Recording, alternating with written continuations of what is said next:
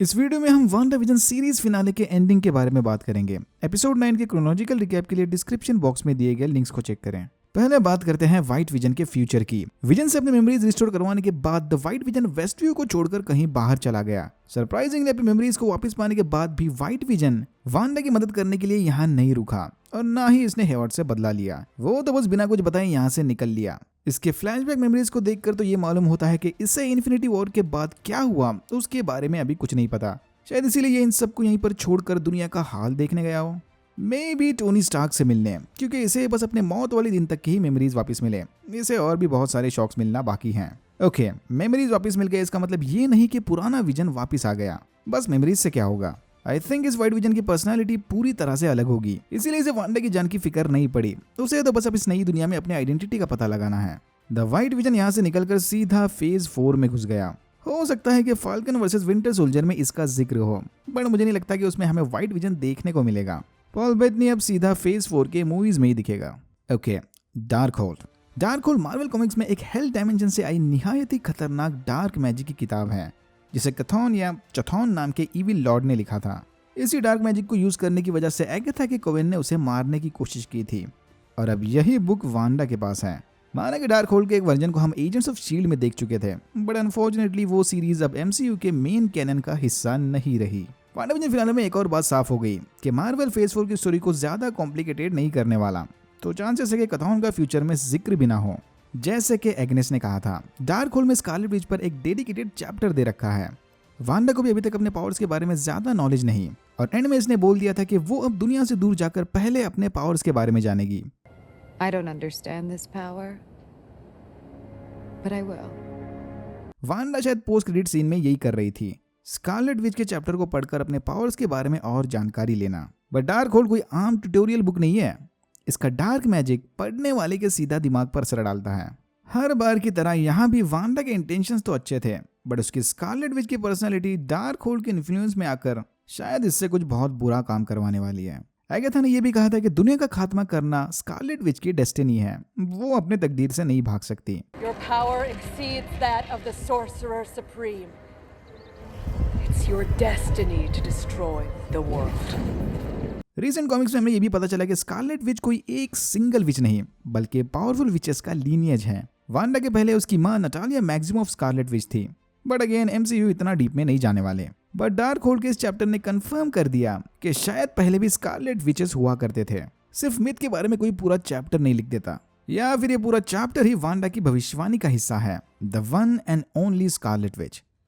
माइंडस्टोन को छूने के बाद वांडा ने अपने विजन्स में खुद को स्कारलेट विच बनते देखा था, जो बिल्कुल ही इस वाले सीन की तरह लगता है। तो शायद भविष्यवाणी और डेस्टिनी वाली बात सही निकले। मुझे तो बस इसी बात से प्रॉब्लम है कि वांडा के केओस मैजिक से अट्रैक्ट होकर यहाँ डॉक्टर स्ट्रेंज या कोई दूसरा मैजिशियन क्यों नहीं आया। एगाथा ने तो इसके हेक्स को बराबर फील किया था, तो दूसरे सोर्सरर्स ने हेक्स की जिम्मेदारी एफबीआई और स्वॉर्ड पर कैसे डाल दी? अगर एगाथा सोर्सरर सुप्रीम के बारे में जानती है, तो इन लोगों को भी विचेस, केओस मैजिक और स्कारलेट विच के बारे में पता होना चाहिए ना। आई नो कि doctor strange multiverse of madness में वो सब देखने को मिलेगा, बट फिर भी स्ट्रेंज नहीं कोई तो आ जाता चेक करने। एगाथा और वांडा को छोड़कर यहाँ पर दूसरा सबसे पावरफुल मैजिशियन जिमी वू ही था। ओके, वांडा के दो वर्जन्स कैसे? क्या वांडा भी डॉक्टर स्ट्रेंज की तरह ही अपने स्कारलेट विच स्पिरिट से डार्क होल पढ़वा रही थी, या फिर यहाँ वांडा का अल्टर ईगो उसे बिना बताए सीक्रेटली डार्क होल को पढ़ रही थी? क्योंकि फिनाले में हमने साफ साफ देखा कि वांडा का उसके केओस पावर पर अभी तक पूरा कंट्रोल नहीं। और याद है ना वांडा के स्कारलेट विच बनते ही एगाथा ने क्या कहा था? Oh God, you don't know what you've done. You have no idea what you've unleashed. You're gonna need me. If I do, I know where to find you. Wanda नहीं जानती कि full on Scarlet Witch को release करके उसने कितनी बड़ी गलती की है। वांडा का ये अल्टर ईगो अपनी फैमिली को पाने के लिए किसी भी हद तक जा सकता है। उसका एक एग्जांपल हमने वेस्टव्यू में तो देख ही लिया। शायद इसीलिए डार्क होल ने जानबूझकर उसे बिली की आवाज सुनाई, उसके ट्रॉमा का फायदा उठाने। मार्वल यंग एवेंजर्स की फुल प्लानिंग में लगा है, मतलब कैसे ना कैसे टॉमी और बिली तो वापस आने ही वाले हैं। या तो इन्हें वांडा खुद वापस लाएगी, या फिर कॉमिक्स की तरह ये बच्चे दूसरे फैमिलीज में जन्म लेंगे। वांडा का हेक्स खत्म होने के बाद टॉमी और बिली के बॉडीज तो मिट गए, बट शायद उनकी आत्मा अब भी कहीं अटकी हुई है, जिसकी पुकार यहाँ स्कारलेट विच ने सुन ली। अब ये वांडा खुद कॉन्शियसली कर रही है, या तो ये वांडा की डार्क सबकॉन्शियस होगी। जो भी है, ये सीन सीधा doctor strange multiverse of madness के साथ कनेक्ट होगा। वांडा डॉक्टर स्ट्रेंज से कभी नहीं मिली। उसने तो सोर्सरर्स को पहली बार एंड गेम की फाइट के दौरान देखा था और उसके बाद वो सीधा वेस्टव्यू में शिफ्ट हो गई। इसलिए मुझे नहीं लगता कि वांडा खुद जाकर डॉक्टर स्ट्रेंज से मदद मांगेगी।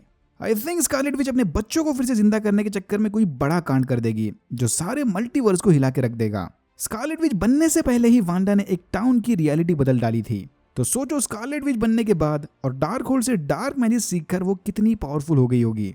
मे बी डॉक्टर स्ट्रेंज ने वेस्टव्यू अनोमली को एक छोटे खतरे की तरह देखकर इग्नोर कर दिया, बट जब Scarlet Witch world ending threat लेकर आएगी तब झक मार के डॉक्टर स्ट्रेंज को इससे मिलना पड़ेगा। जहां पोस्ट क्रेडिट सीन ने doctor strange multiverse of madness की बुनियाद डाली, वहीं मिड क्रेडिट सीन ने कैप्टन मार्वल 2 की। स्क्रल को शायद निक फ्यूरी ने भेजा था ताकि वो मोनिका रैम्बो को स्पेस में बुलाकर उसके पावर्स की जांच कर सके। हाँ, निक फ्यूरी को मोनिका के पावर्स के बारे में पता चल गया होगा, वरना वो स्क्रल को भेजने फिनाले तक वेट नहीं करता। पता है कि कैप्टन मार्वल 2 से पहले सीक्रेट इन्वेजन शो आएगा, बट फिर भी अल्टीमेटली वो सब जाके कैप्टन मार्वल 2 से ही कनेक्ट होगा। और हम ऑलरेडी जानते हैं कि मोनिका रैम्बो एके फोटोन कैप्टन मार्वल 2 में अपना बिग स्क्रीन डेब्यू देगी। बहुत लोगों का मानना है कि शायद हेक्सी खत्म होने के बाद एगाथा भी आजाद हो गई, बट वांडा इतनी ऑब्वियस चीज कैसे इग्नोर कर देगी यार। उसने एगाथा को एग्नेस बनाने के लिए कोई अलग स्पेशल वाली स्पेल यूज की होगी। जब तक उस स्पेल को तोड़ नहीं देते तब तक एगाथा एग्नेस बनकर वेस्टव्यू में भटकती रहेगी। हाँ, बट वांडा ने एक गलती तो कर दी, एगाथा से उसका ब्रॉच नहीं छीना। शायद इसकी मदद से एगाथा खुद को आजाद कर पाए। देखते हैं। अच्छा हो कि इन्होंने एगाथा को फेज 4 के लिए जिंदा छोड़ दिया। एमसीयू की स्टोरी लाइन अभी इतनी ज्यादा वास्ट हो गई है कि उन्हें ना चाहते हुए भी सारी स्टोरीज को पैरेलली चलाना पड़ेगा। इसमें अब फैंटास्टिक 4 और म्यूटेंट्स भी ऐड होंगे। फेज 4 में सारे हीरोज और मेन कैरेक्टर्स की स्टोरी लाइन अलग अलग चलेगी, जो धीरे धीरे मार्वल सिनेमैटिक यूनिवर्स पर इफेक्ट डालेगी। एवेंजर जैसा फुल टीम अप अगले 4-5 साल तक आना तो बहुत मुश्किल लग रहा है। जो भी है, एक बात तो पक्की है, केविन फाइगी के हाथ में मार्वल और फैंस का फ्यूचर एकदम सेफ है। Alright, that's it for now. अगर आपको वीडियो अच्छा लगा तो please like, share and subscribe for more videos like this. मैंने ऐसे और भी वीडियोस बनाए जिनके लिंक्स आपको डिस्क्रिप्शन बॉक्स में मिल जाएंगे। Thank you very much for watching and I am hoping to see you in my next one.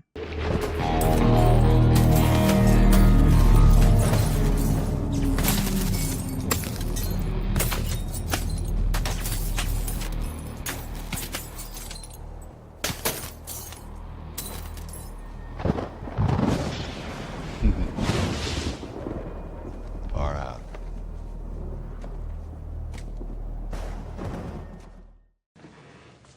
The greatest trick the devil ever pulled was convincing the world he didn't exist.